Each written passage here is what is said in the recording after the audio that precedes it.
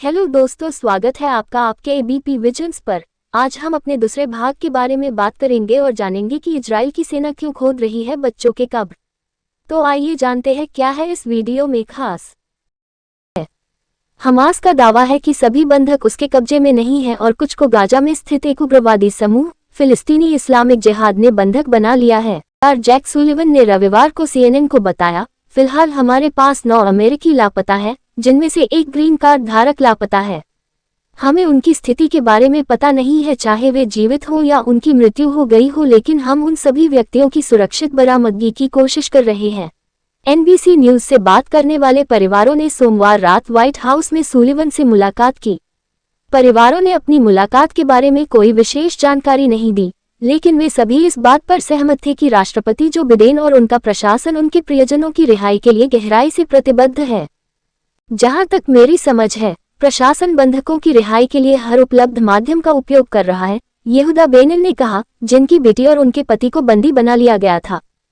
Israel के प्रधानमंत्री Benjamin Netanyahu ने रविवार को NBC के मीट द प्रेस के साथ एक साक्षात्कार में कहा कि बंधकों को रिहा करने के लिए हमास नेताओं के साथ एक संभावित समझौता हो सकता है, लेकिन उन्होंने विशिष्ट जानकारी देने से इनकार कर दिया। नेतन्याहू ने क्रिस्टन वेलकर से कहा, मुझे लगता है कि मैं इसके बारे में जितना कम कहूंगा, उतनी ही संभावना है कि यह संभव हो।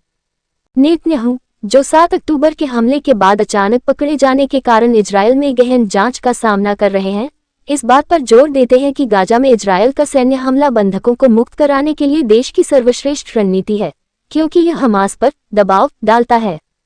जब उनसे पूछा गया कि क्या उन्हें किसी सौदे के आकार लेने की संभावना से कोई उम्मीद है, तो रोनेन न्यूट्रा ओरना के पति और ओमर के पिता ने जवाब दिया, हमें उम्मीद रखनी होगी। हमारा मानना है कि हम अपने बच्चों को वापस चाहते हैं, हम अपने परिवारों को वापस चाहते हैं, और जो भी सौदा होने वाला है उसका स्वागत है। प्रशासन के एक अधिकारी ने बताया कि बिडेन के शीर्ष मध्य पूर्व सलाहकार ब्रेट मैकगर्क इस सप्ताह बंधकों की रिहाई सुनिश्चित करने पर केंद्रित चर्चा के लिए इजरायल और क्षेत्र के अन्य देशों की यात्रा करने की योजना बना रहे हैं। अधिकारी ने कहा कि मैकगर्क की यात्रा में कतर की यात्रा भी शामिल होने की उम्मीद है, जिसने वार्ता में महत्वपूर्ण भूमिका निभाई है। हमास ने अब तक 4 बंधकों को रिहा किया है, जूडिथ और नताली रानान, एक अमेरिकी महिला और उसकी किशोर बेटी, तथा नूरित कूपर और योचेविड लिफ्शिट्ज, 2 वृद्ध इजरायली महिलाएं जिनके पति अभी भी बंधक माने जाते हैं। इसके अलावा इजरायल ने कहा कि सैन्य बलों ने एक अपहृत सैनिक प्राइवेट ओरी मेगिडिश को बचा लिया है। हमास ने दावा किया है कि उसने 4 बंधकों को मानवीय कारणों से रिहा किया है। इस दावे पर पश्चिमी देशों ने संदेह जताया है। बंधकों को लेने के कृत्य को अंतर्राष्ट्रीय मानवीय कानून के तहत युद्ध अपराध माना जाता है और युद्ध तथा सैन्य कब्जों को नियंत्रित करने वाले जिनेवा सम्मेलनों का उल्लंघन माना जाता है। 15 अर्जेंटीना, 12 जर्मन, 6 फ्रांसीसी और 6 रूसी शामिल थे। रूबी चेन, जिनके 19 वर्षीय बेटे इते का अपहरण हुआ था, ने मंगलवार को NBC न्यूज को बताया कि पिछले 39 दिनों की दर्दनाक घटना के साथ एक अच्छी बात भी आई है। हम सभी के अपने अपने परिवार हैं, उन्होंने अपने आसपास मौजूद 11 लोगों का जिक्र करते हुए कहा, लेकिन अब हमारे पास एक नया परिवार है। यह मेरा नया परिवार है, हिर्श नफ्ताली ने कहा। हमें बस इतना ही पता है। अबीगेल के बड़े भाई आतंकी हमले में बच गए। उन्होंने अपनी मां की हत्या होते देखी, उन्होंने अपने पिता की हत्या होते देखी। इन बच्चों को पता है कि उनके माता पिता चले गए हैं, हिर्श नफ्ताली ने कहा। आप इन बच्चों से क्या कहते हैं? आप उन्हें प्यार देते हैं, आप उन्हें सब कुछ देते हैं। मध्य पूर्व में बंधक संकट ने परिवारों को अपने प्रियजनों के भाग्य को लेकर व्यथित कर दिया है। ओरना और रोनेन न्यूट्रा, NBC न्यूज के लिए ग्रेग काहन। 39 दिन हो गए हैं, हमें कुछ भी नहीं पता।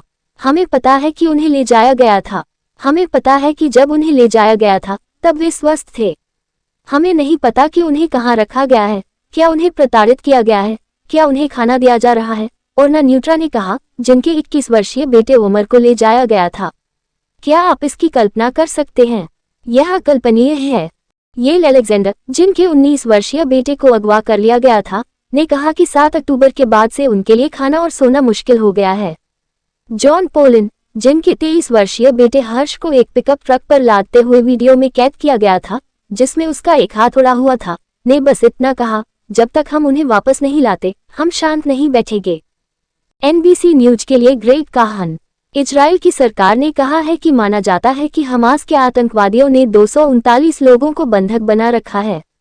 सप्ताहांत में टेलीविजन साक्षात्कारों में व्हाइट हाउस के राष्ट्रीय सुरक्षा सलाहकार ने कहा कि अमेरिका को बंधकों की सही संख्या नहीं पता है। हालांकि उन्होंने पुष्टि की कि 7 अक्टूबर को आतंकवादियों द्वारा इजराइल में घुसने और 1000 से अधिक लोगों को मारने के बाद से 9 अमेरिकी अभी भी लापता हैं। उस दिन से ही इजराइल और हमास के बीच युद्ध चल रहा है। फिलिस्तीनी स्वास्थ्य मंत्रालय के अनुसार गाजा में इजराइल की जवाबी हवाई बमबारी और जमीनी हमले ने इस क्षेत्र को तबाह कर दिया है और 11,000 से अधिक लोगों की जान ले ली है। तो दोस्तों, अब वक्त है आज के सवाल का। तो आज का सवाल है, हमास ने जिस तरह से अमेरिकी नागरिकों को भी बंधक बनाया, तो क्या ये अमेरिका के ऊपर हमला नहीं? अगर है तो नाटो देश का सदस्य होने के नाते क्या अमेरिका और उसके साथी नेटो देशों को हमास से बदला नहीं लेना चाहिए? आप अपने जवाब हमें कमेंट बॉक्स में जरूर बताएं, ताकि अब आप जीत पाए ढेर सारे इनाम। वीडियो पसंद आया है तो वीडियो को लाइक करें, चैनल को सब्सक्राइब करें और बेल आइकन को दबाना मत भूलें, ताकि हम आपसे मिल सके सबसे पहले। धन्यवाद।